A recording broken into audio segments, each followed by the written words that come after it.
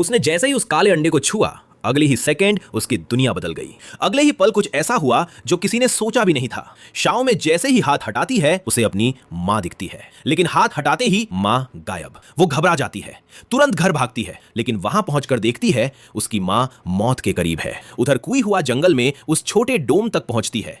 अंदर रखा काला अंडा लाल रोशनी छोड़ रहा था। वो खुद को रोक नहीं पाती और जैसे ही हाथ लगाती है उसके सामने दो जॉर्ज, और उनमें से एक कहता है अब राजा चुना जाएगा। अब सब क्लियर था, ये डोम किसी एक्सपेरिमेंट के लिए नहीं, एक नया राजा चुनने के लिए बना है। अगले दिन उस छोटे डोम के अंदर से निकलती है एक इली और कुछ ही देर में बन जाती है तितली। लेकिन जैसे जैसे तितली डोम से टकराती है पूरा डोम काला होने लगता है और साथ में पूरा शहर भी अंधेरे में डूब जाता है। तभी डोम पर दिखते हैं 4 लाल हाथों के निशान। चारों लोग एक साथ हाथ रखते हैं और बूम, डोम फट जाता है। बस बचता है तितली और वो काला अंडा। अचानक अंडा जोर जोर से हिलने लगता है, जमीन तक कांपने लगती है। सब डरकर भागते हैं, लेकिन कुई हुआ उसे उठा लेती है और हैरानी की बात, अंडा शांत हो जाता है। मतलब अंडा उसी को अपना राजा मान चुका था। लेकिन तभी ट्विस्ट, गंजा मेयर खुद को राजा घोषित कर देता है और सबको उनके खिलाफ भड़का देता है। बार्बी को पकड़ लिया जाता है और धमकी, 1 घंटे में अंडा नहीं दिया तो मौत। अब टाइम खत्म हो रहा था। तभी अचानक शाओ में की मां वापस आती है, लेकिन इस बार सच सामने आता है। वो इंसान नहीं, एक एलियन है।